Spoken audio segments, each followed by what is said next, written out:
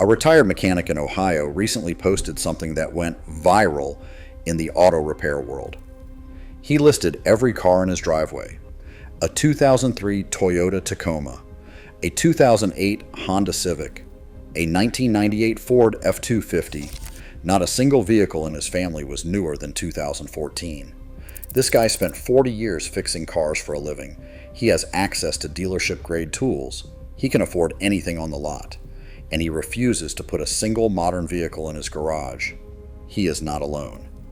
Independent mechanics across the country are quietly making the same choice. They see what is happening behind the dashboard of new trucks, and they are getting out before the bill arrives. Modern vehicles have been engineered into something that looks like a truck, but functions like a smartphone. You do not own it, you are licensing it. This is why mechanics refuse to buy modern cars, and the 5 reasons should terrify anyone shopping for a new truck right now. Number 1.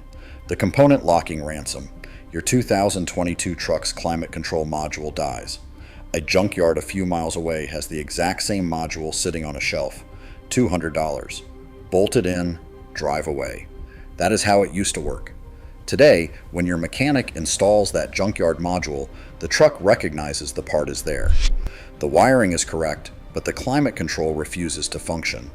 The truck knows this part did not come from the factory paired to this specific vehicle identification number. This is called component protection. Every major manufacturer now digitally tethers electronic modules to the original VIN radio modules, headlight assemblies, transmission control units. To unlock that junkyard part, your mechanic has to dial into the manufacturer's authorization server and pay a fee. For BMW, that fee can hit $500 per module. Mercedes charges around $400. The justification you will hear is anti-theft technology. The reality is extortion. Number 2, the diagnostic paywall. For decades, every car sold in the United States used a standardized diagnostic port called OBD2. You plug a scanner into it, the car tells you what is wrong, and you fix it. A snap-on scanner that cost $5,000 in 2010 could read any vehicle in any shop. Then manufacturers found the loophole. They started installing a secure gateway module. On Chrysler, Dodge, Jeep, and Ram vehicles, it is called the SGW. On Volkswagen, Audi, and Porsche, it is called SFD. They all sit between the OBD2 port and the actual car computers, like a bouncer at a nightclub. Your mechanic can plug their $5,000 scanner into the OBD2 port and get nothing. To get past the gateway, they now have to log into the manufacturer's website and purchase a temporary access token, sometimes good for only 30 minutes of work. A small independent shop working on 12 different brands could be paying over $2,000 a month in software subscriptions before they have changed a single oil filter. Number 3, the Apple-ification of the automobile. If this sounds familiar, it should. A decade ago, Apple made it nearly impossible for independent shops to fix iPhones. They locked screens to motherboards and used software updates to disable third-party repairs. The auto industry took notes. Your truck is now an iPhone with wheels. The driver's seat memory module talks to the body control module, which talks to the infotainment system, which talks to the cloud. Touch the wrong wire, and the entire ecosystem throws a tantrum. Dealerships have used this monopoly to set prices that would have been laughable in the year 2000. A simple parking sensor swap on a 2023 luxury SUV now costs $1,500 at the dealer. The part itself is $60. The labor is 20 minutes. The other $1,420 is the surcharge for being the only people legally allowed to touch it. You do not own your car. You are licensing the right to drive it. If you are finding this useful, hit subscribe. Truck Guide breaks down planned obsolescence and dealership tactics every single week. Number 4, over-the-air bricking and subscription hardware. Every modern vehicle from a major brand now ships with a cellular connection to the manufacturer's cloud. Your truck is online whether you like it or not, and those over-the-air updates are not optional. If an independent mechanic finds a way to authorize a junkyard module without paying the dealer tax, the manufacturer can push an update at 3 in the morning that closes the loophole. The repair that worked yesterday now triggers a warning light. The mechanic who performed the legitimate repair gets blamed. Tesla has been doing this for years. There are documented cases of Tesla remotely disabling features on used vehicles after they changed owners, sometimes for features the original buyer paid full price for. Then came the subscription scandal. BMW launched a program in 2022 where heated seats, already physically installed in the car, were locked behind an $18 monthly fee.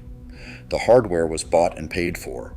The wiring was complete, but the car refused to turn them on unless the subscription was current. Public backlash canceled that program, but the architecture is still there in every modern car. Heated steering wheels, remote start, adaptive cruise control, all waiting for the manufacturer to flip the switch when the next revenue stream is ready.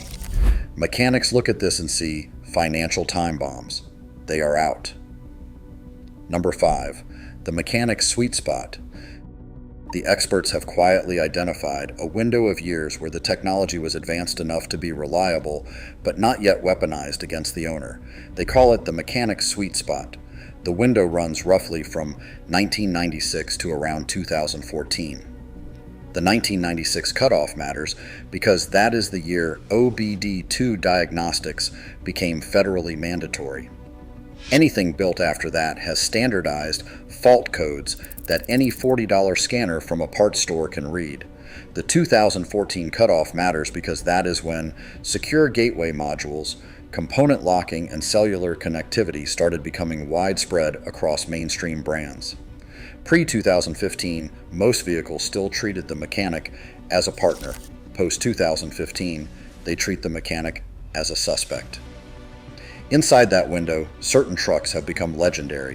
The 1997 to 2003 Ford F-150 with the 4.6-liter Triton engine. The 2003 to 2007 Toyota Tacoma with the 2.7-liter four-cylinder. The 2001 to 2006 Chevy Silverado with the 5.3 V8. The first-generation Tundra. Even the 7.3 Power-Stroke diesel from the late 1990s commands prices today that would have been unthinkable a decade ago. These trucks have mechanical honesty. When something breaks, you can see it, touch it, and fix it.